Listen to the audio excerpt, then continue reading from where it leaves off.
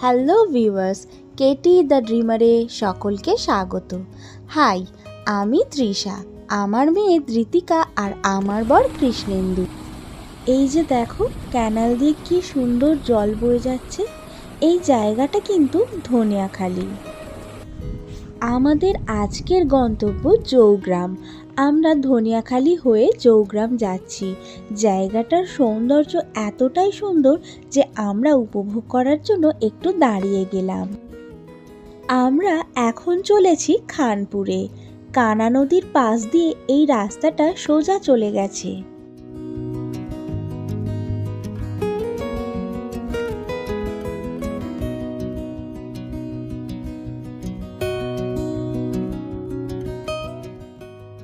আর একটা সুন্দর জায়গা দেখে আমরা আবার দাঁড়িয়ে পড়েছি। আমাদের মেয়ে নদী দেখবে বলে আমরা চলে এসেছি একদমই নদীর পাড়ে।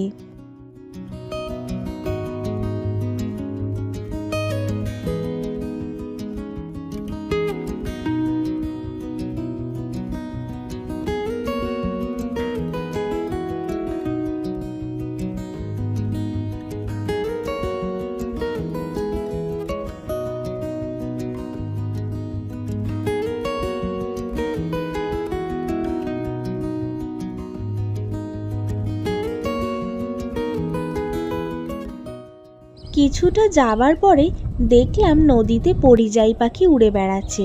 তা দেখে আমরা আবার কিছুক্ষণ সেখানেই দাঁড়িয়ে পড়লাম। খানপুর থেকে জৌগ্রামের দূরত্ব প্রায় 14 কিলোমিটার। জৌগ্রাম আসার জন্য সবথেকে সহজ উপায় হলো হাওড়া বর্ধমান কর্ড লাইনে জৌগ্রাম আসা। পূর্ব বর্ধমান জেলার জৌগ্রাম একটি বর্ধিষ্ণু গ্রাম।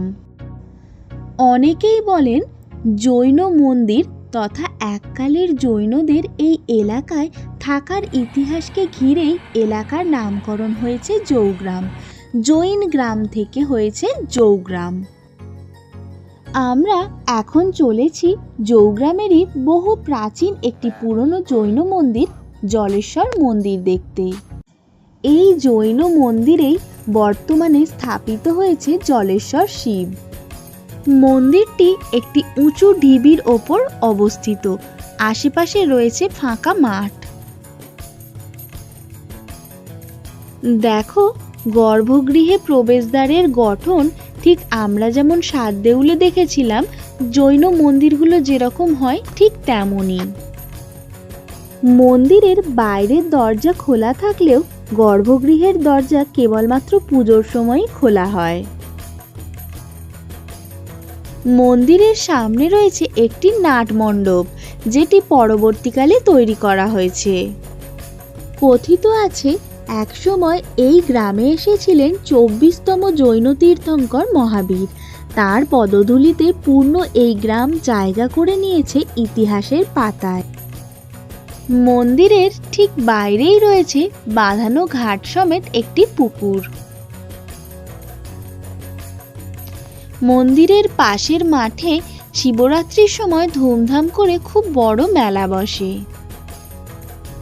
জলেশ্বর শিব মন্দিরকে বিদায় জানিয়ে আমরা এবার চলেছি জৌগ্রামেরই আরও একটি বিখ্যাত মন্দির মা মুক্তকেশীর দর্শনে।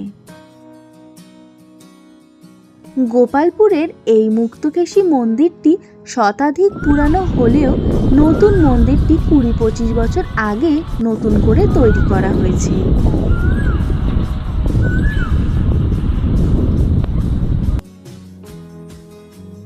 শান্ত নিরিবিলি প্রকৃতির মাঝে এই মন্দিরে সময় কাটাতে বেশ ভালোই লাগছে।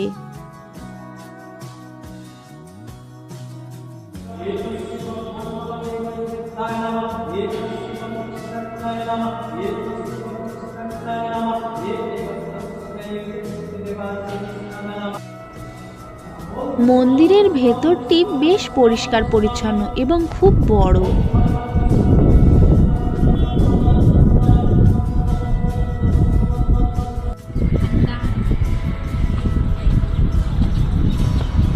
সুন্দর বলো মন্দিরটা।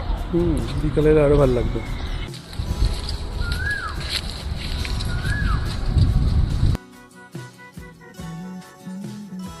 মন্দিরের সামনে রয়েছে বিশাল বড় মাঠ এবং সেই মাঠের চারপাশে রয়েছে বিভিন্ন ধরনের গাছ।